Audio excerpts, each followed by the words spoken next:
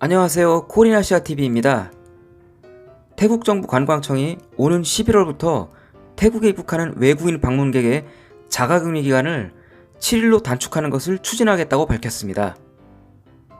태국 정부가 왕실 모독 게시물과 컨텐츠 등을 차단 및 삭제를 하지 않았다는 이유로 페이스북, 트위터를 상대로 수사를 의뢰하였습니다. 태국 특별 관광 비자의 신청 절차, 수수료 등 세부 사항을 안내해드립니다. 구독과 좋아요는 큰 힘이 됩니다. 부탁드립니다. 오는 11월 중순 이후 태국에 입국하는 외국인 관광객들부터 의무 격리 기간이 현행 14일에서 7일로 단축될 수 있을 것으로 보입니다. 태국 관광체육부는 10월에 특별 관광 비자를 통해 태국에 입국하는 관광객들로부터 신규 감염이 발생하지 않을 경우 외국인 관광객에 대한 의무 격리 기간을 11월부터 7일간 격리하는 것으로 단축할 것을 고려하고 있다고 밝혔습니다. 태국 관광부 장관 피파씨에 따르면 총 300명으로 구성된 최초의 외국인 방문객 2개의 그룹이 양성 반응 없이 10월 15일과 21일, 14일간의 격리를 완료하면 11월 1일까지 주당 관광객의 입국 허용 쿼터를 늘려나갈 방침입니다. 그리고 이 과정이 순조롭게 이루어지면 11월 중순부터 격리 검역 기간을 7일로 단축하는 것을 추진할 것입니다. 주당 300명의 관광객만으로는 태국 관광산업계의 전체 공급망을 채우고 운영자를 돕는 데는 충분하지 않을 것입니다. 그러나 입국 여행객 숫자의 허용은 C19 검사의 준비를 위한 공중보건부의 의료 인력 등의 상황을 고려해야 합니다라고 관광부 장관은 덧붙였습니다. 10월 이후 입국하는 모든 외국인 관광객은 입국 후 총 2번의 C19 검사를 완료해야 합니다.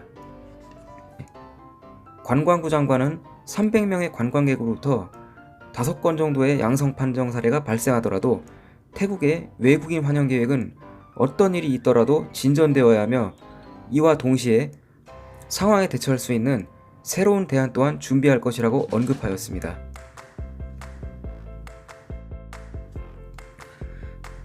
태국 정부가 왕실 모독 내용을 담은 게시물의 접속을 막지 않았다는 이유로 페이스북과 트위터를 상대로 수사를 의뢰하였습니다. 태국 정부가 게시물 작성자가 아닌 게시물이 올라간 소셜미디어 플랫폼을 대상으로 법적 조치를 의뢰한 것은 이번이 처음입니다. 태국의 디지털 경제사회부 장관 푸티뽕 분나칸 씨는 9월 24일 사이버 범죄를 다루는 기술범죄진압부를 방문, 페이스북과 트위터를 대상으로 고발장을 제출하였습니다. 푸티뽕 장관은 페이스북과 유튜브, 트위터 측에 서한을 보내 15일 내로 불법 콘텐츠에 대한 접속을 차단하라고 요청했지만 페이스북과 트위터는 이를 제대로 지키지 않았다고 설명했습니다. 페이스북의 경우 게시물 661개에 대해 삭제를 요구했지만 삭제된 것은 225개 뿐입니다. 트위터에서는 69개 게시물에 대해 삭제하라고 요구했지만 5개만 삭제되었습니다. 그는 태국 정부가 서비스 제공자에 대한 법적 조치를 취한 것은 이번이 처음이며 범죄가 태국에서 자행되고 있기 때문에 태국 법률이 적용된다고 밝혔습니다. 이에 더불어 그는 지난 9월 19일부터 20일까지 이틀에 걸친 방콕 왕궁 인근 사남루엉 광장에서 반정부 행사 기간 동안 군주제를 공격하는 메시지를 퍼뜨린 소셜미디어 사용자들에 대한 수사 및 처벌도 요청하였습니다. 태국 경찰에서는 컴퓨터 범죄법을 위반한 소셜미디어 운영업체들은 건당 20만 바트의 벌금을 내야 하며 이에 더해 해당 게시물이 삭제되기 전까지 매일 5천 바트를 추가로 내야 한다고 밝혔습니다.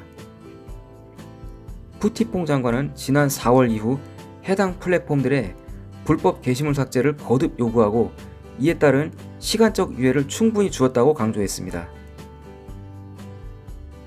장기간 태국 여행을 할 수 있는 인원을 대상으로 실시하는 특별 관광 비자가 지난 9월 15일 태국 내각회의에서 승인되었죠.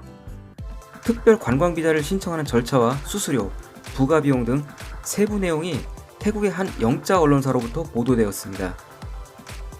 태국 관광청은 새로운 장기 체류 가능 비자인 특별 관광비자 신청에 관심이 있는 외국인 관광객을 위한 절차 및 요건을 안내했는데요. 당국에 따르면 태국의 공중보건 조치를 기꺼이 준수하고 의무 격리 조치에 따를 외국인만 특별 관광비자를 신청할 수 있습니다. 신청하는 절차를 다음과 같이 간추려서 안내해드립니다. 특별 관광비자 희망 인원은 필수 서류를 타일랜드 롱스테이 컴퍼니에 이메일로 보내 특별 관광비자의 신청 의사를 먼저 밝혀야 합니다. 태국 관광청과 연계된 해당 업체는 관광객의 서류와 신청서를 태국 이민국에 전달하여 신청자에 대한 조사를 하게 됩니다. 여기에는 범죄 경력 조회도 포함됩니다. 서류 심사에 통과하는 인원에게 태국 외교부와 C19 상황관리센터에서 서류를 공식 승인한 후 입국 증명서가 발급됩니다. 여기서 유의해야 할 점은 C19 상황관리센터에서는 여행객의 방문을 허용할 국가 명단을 발표하지 않았다는 것입니다.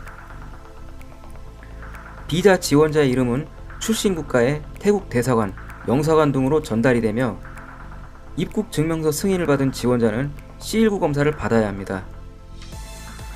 그리고 비행 적합 인증서와 C19 음성 확인서는 비행 출발 72시간 전에 발급되어야 합니다. 개별 신청자는 또한 자신의 대안적 주 검역시설 또는 대안적 지역 검역 숙소, 이들은 최초 입국 후에 격리할 숙소들입니다. 그리고 격리 해제 후에 머물 숙소, 전세기나 개인 항공편을 선택하고 구입해야 합니다. 숙소비, 항공료 등의 지불 증명서 사본, 그리고 피트플라이 증명서는 출발 전 체류국가의 태국 대사관 또는 영사관에 제출해야 합니다. 태국으로 가는 전세기는 약 100명 정도를 출발시킬 것이며 한 달에 약 1200명의 장기 체류 관광객과 함께 주당 총 1회에서 3회 비행편이 배정될 것으로 예상됩니다. 태국에 도착하면 관광객은 보건부의 건강검진을 받아야 합니다. 특별 관광비자는 해당 관광객이 모든 검사 조치를 통과하면 태국에서 90일 동안 유효합니다.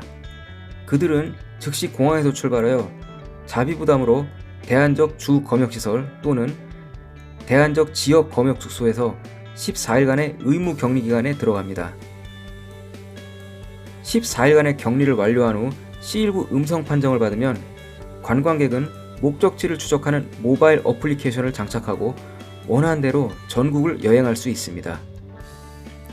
비자 프로그램의 신청 수수료는 서비스 수수료 및 제휴호텔, 보험 제공업체 및 기타 비즈니스의 특별 프로모션에 대한 신청자들의 액세스를 포함하며 1인당 10,000바트입니다. 여기서 부가가치세 7%는 별도입니다. 그러나 여기에는 항공료, 자가격리기간의 숙박, 15일 격리 해제 이후의 숙박, 의료 및 여행자 보험, C19 보험, 대사관 또는 영사관에 지불하는 비자비 2,000바트는 포함되지 않습니다. 특별 관광비자는 최대 2회까지 연장할 수 있고요. 각각 90일 단위로 연장해서 최대 270일까지 태국에 체류가 가능합니다. 연장할 때마다 각각 비자비 2,000바트씩을 지불해야 합니다. 해당 규정은 2021년 9월 30일까지 적용됩니다.